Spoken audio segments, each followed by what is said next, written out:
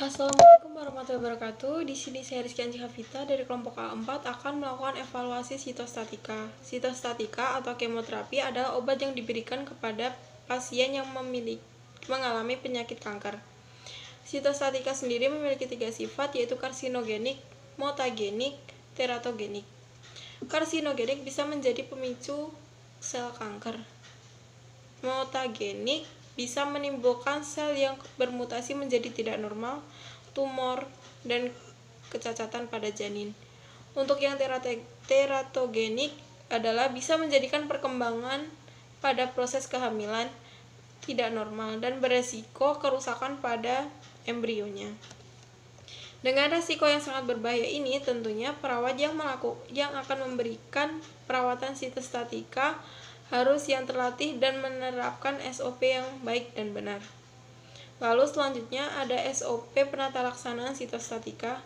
Yang pertama adalah persiapan alat. Persiapan alat sendiri terdiri dari obat sitostatika sendiri, lalu ada NaCl 0,9% untuk mengoplos, lalu ada APD level 2 yang terdiri dari gaun, kacamata, handscoon, masker, topi, dan sepatu.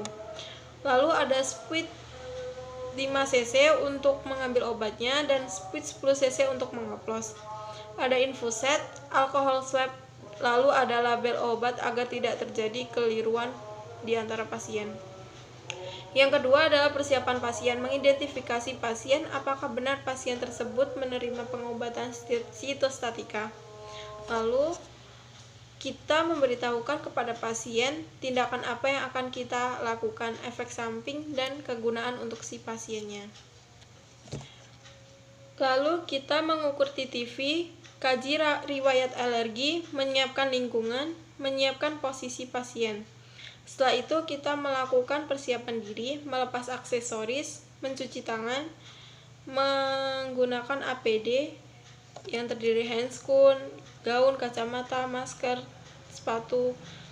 Masker menggunakan 2 lapis. Lapisan yang pertama yaitu masker medis dan lapisan yang kedua adalah masker N95. Setelah itu memberitahu pasien meminta izin untuk menginfus.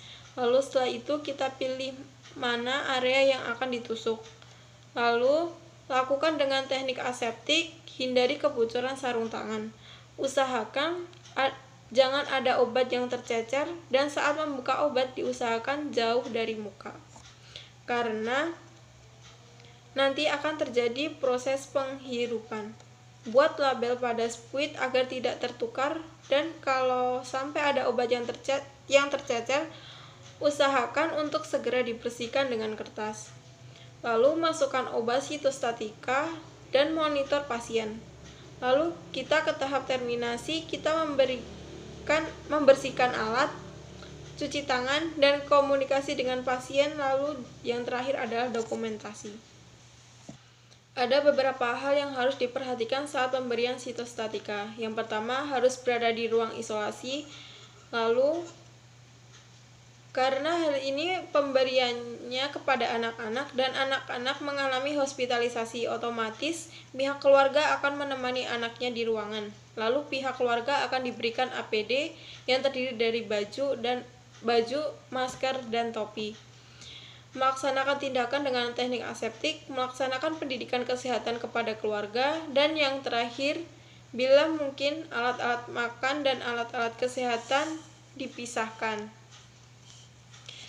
Karena saat setelah pemberian obat sitostatika, pasien akan mengalami ketidakstabilan imunitas, dan untuk menghindari adanya terinfeksi atau menginfeksi, diusahakan alat makan dan alat medisnya disendirikan.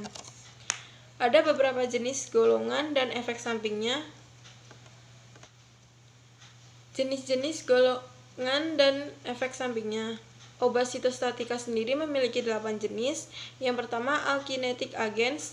Obat tersebut bisa terdiri dari mikroretamin, melphalanglistamin, karboplatin. Yang kedua, antimetabolit yang terdiri dari mercaptopurine, methotrexate, dan 5-acetylcysteine. Yang golongan ketiga yaitu alkaloid, terdiri dari vinblastine, vincristin, dan vinpinablas. Untuk yang golongan yang keempat ada antibiotik terdiri dari actinomycin D, doxorubicin, dan daunorubicin. Yang kelima ada hormon yang terdiri dari obat kortikosteroid. Yang keenam ada enzim yang terdiri dari L-asparaginase. Yang ketujuh nitroseurase yang terdiri dari karmustin. Lalu golongan yang kedelapan adalah jenis-jenis agen lainnya yang terdiri dari hidroksiurea. Untuk efek sampingnya tergantung dari obat-obat yang diberikan, namun secara umum efek sampingnya yaitu bisa berupa mual, muntah, peningkatan resiko perdarahan pada area penusukan, infeksi, anemia, kulit kering, konstipasi atau diare, kesulitan menelan, nyeri otot, dan mood swing. Untuk penanganannya, untuk infeksi kita dapat dengan cara mencegah dan membersihkan apabila kita sudah memberikan obat kepada pasien. Lalu untuk anemia bisa dengan cara farmakologi dan non-farmakologi. Untuk non-farmakologinya kita bisa memberikan makanan atau minuman yang bisa meningkatkan sel darah merah pasien. Untuk kulit keringnya dengan cara pemberian lotion pelembab. Lalu untuk mual dan muntahnya bisa dengan cara memberikan obat anti mual dan muntah sebelum kita memberikan obat sitostatikanya.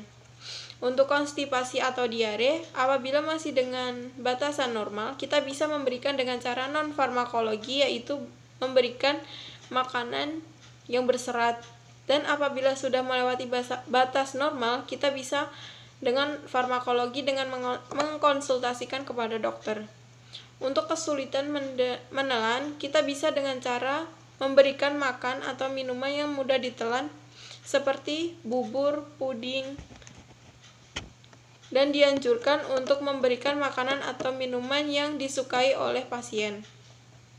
Lalu untuk nyeri, kita bisa dengan cara pemijatan dan ajarkan kepada keluarga pasien cara memijat yang benar. Lalu setelah itu yang terakhir, mood swing. Bisa kita dengan cara melalui pendekatan dengan pasien, sering mengajak berbicara, mengajak bermain, dan seperti itu.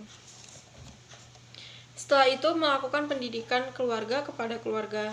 Proses kemo yang dijalani pasien menimbulkan perubahan kepada pasien, yaitu ada perubahan psikis, fisik. Selain itu juga bisa menimbulkan keterbatasan pada pasien, sehingga bisa mempengaruhi kualitas hidupnya. Keluarga merupakan sumber utama yang harus mendukung pasien untuk memperoleh kualitas hidup yang baik. Keluarga harus mendukung dan memberi semangat kepada pasien agar kecemasan yang pasien rasakan itu berkurang dan pandangan pasien mengenai hidupnya itu lebih luas. Lalu, pada saat pemberian obat, keluarga pasien diberikan penjelasan tentang obat, efek samping, dan efek kegunaannya untuk pasien tersebut. Lalu setelah itu memberitahukan kepada pasien dan keluarga. Setelah pemberian obat sitostatika ini diharapkan pasien dan keluarga bisa menyampaikan respon apa saja yang dirasakan oleh pasien tersebut kepada keluarganya. Lalu setelah itu mengedukasi tentang respon yang dirasakan pasien, misalnya terjadi karena ada sifat yang iritatif terhadap pembuluh darah, maka menimbulkan nyeri karena melewati intravena, dan itu merupakan efek yang tidak berbahaya bagi pasien. Lalu yang terakhir kita menjelaskan dan mengajarkan pasien untuk menangani efek tersebut.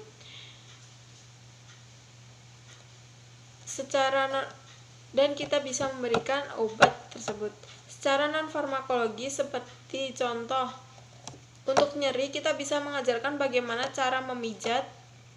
Lalu untuk nafsu makan kita bisa lakukan dengan cara memberi tahu untuk memberi porsi makan kepada pasien itu sedikit demi sedikit, lalu jangan dipaksakan untuk menghabiskan makanan tersebut.